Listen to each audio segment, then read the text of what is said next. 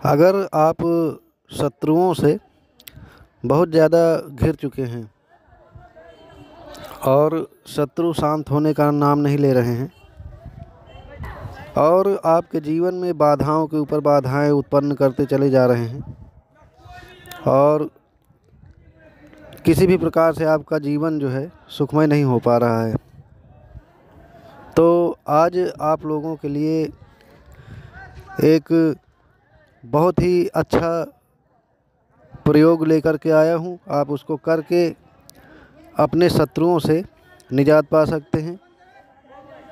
चाहे आप अपने शत्रु को जानते हो या ना जानते हो, क्योंकि कई बार होता है कि कुछ ऐसे शत्रु होते हैं जिनको आप जानते हैं, पहचानते हैं, नाम भी जानते हैं, सब कुछ जानते हैं, और कई शत्रु ऐसे होते हैं जिनका आपको पता नहीं होता है, नाम नहीं जानते, ना उनका अता पता जानते हैं, पर गुप्त रूप से जो शत्रु होते हैं तो भी होते हैं।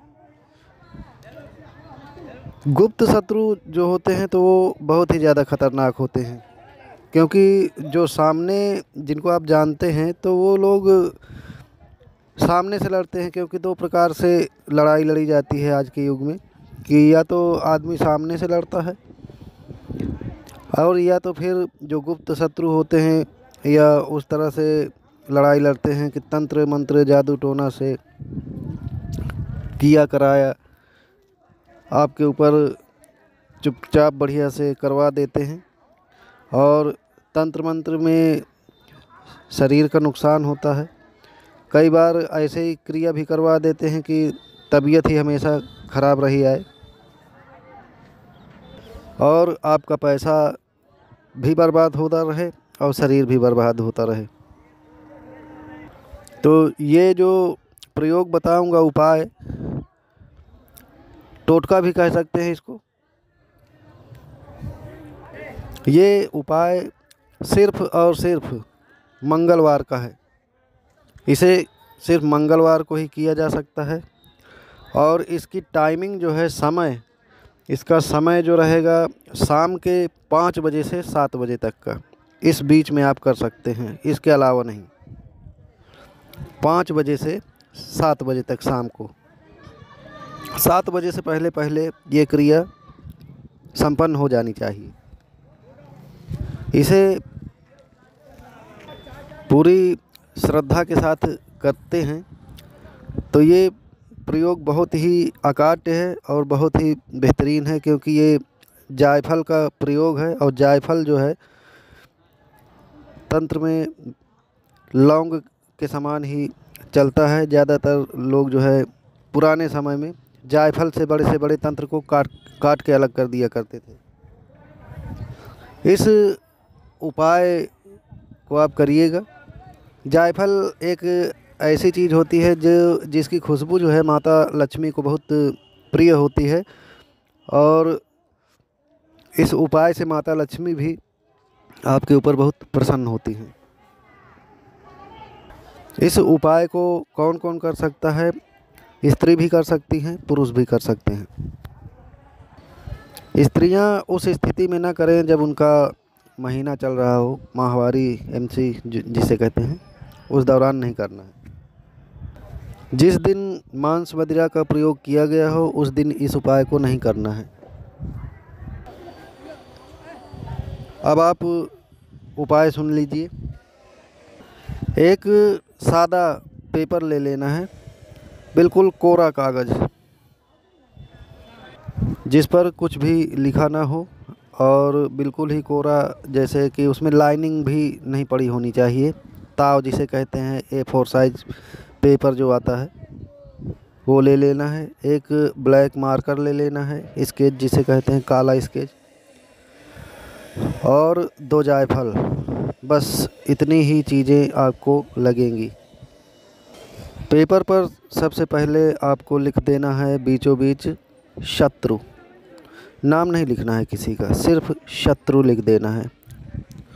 नाम बिल्कुल नहीं लिखना है किसी का भी। शत्रु लिख दिया ब्लैक मार्कर से। अब उस शत्रु जहाँ लिखे हैं उसको घेरा लगा दीजिए। ब्लैक मार्कर से गोलाकार आकृति शत्रु के बाहरी साइड से बना दीजिए, मतलब शत्रु उस गोले के अंदर आ जाए। तो एक गोला बना दिया आपने। अब 2 जायफल जो है उसी के ऊपर रख देना है, शत्रु के ऊपर। बस इतना करना है। शत्रु इसलिए लिखा है, नाम इसलिए नहीं लिखवाया क्योंकि शत्रु जब आप लिखेंगे तो आपके जितने भी शत्रु होंगे वो फिर एक शत्रु के लिए नहीं होगा, वो जितने भी गुप्त या जानने वाले जो जितने भी होंगे वो सब शत्रु उसी में शामिल हो जाएंगे, इसलिए शत्रु शब्द लिखवाया है। ये आपको घर पर ही इतना कार्य कर लेना है। अब इस सामग्री को, पेपर और जायफल जो रखा है आपने, जायफल पेपर के ऊपर, शत्रु के ऊपर, तो इसको उठा लेना है और उठा करके इसको ले जाना है बाहर। घर से थोड़ा दूर ले जाना है जहाँ पर बबूल का पेड़ लगा हो। घर के बहुत नज़दीक नहीं करना है इसको। तो अगर बबूल का पेड़ आपको नहीं मिल रहा है तो कोई सा भी ऐसा पेड़ है जिसमें कांटे लगे हों, बड़े कांटे, उस पेड़ के पास चले जाना है। पर अगर बबूल मिल जाता है तो बहुत अच्छा रहेगा।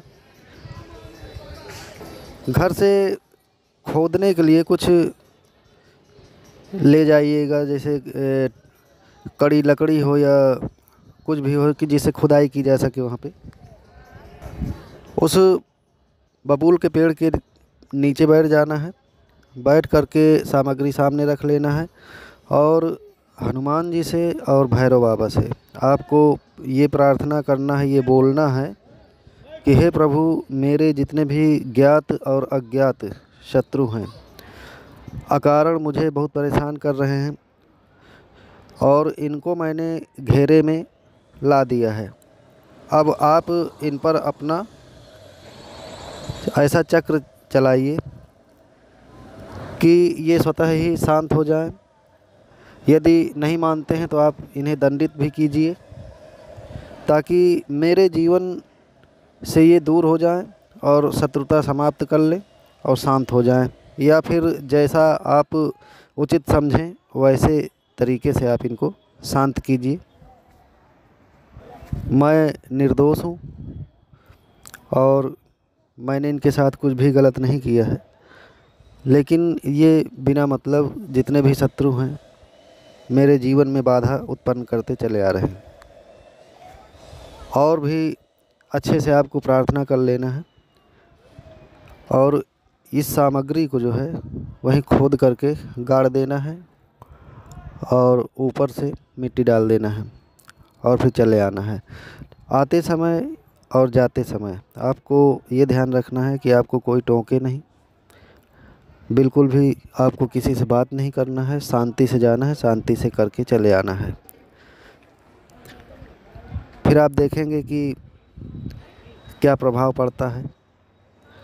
तो आशा करता हूँ कि ये जानकारी आप लोगों को पसंद आई होगी।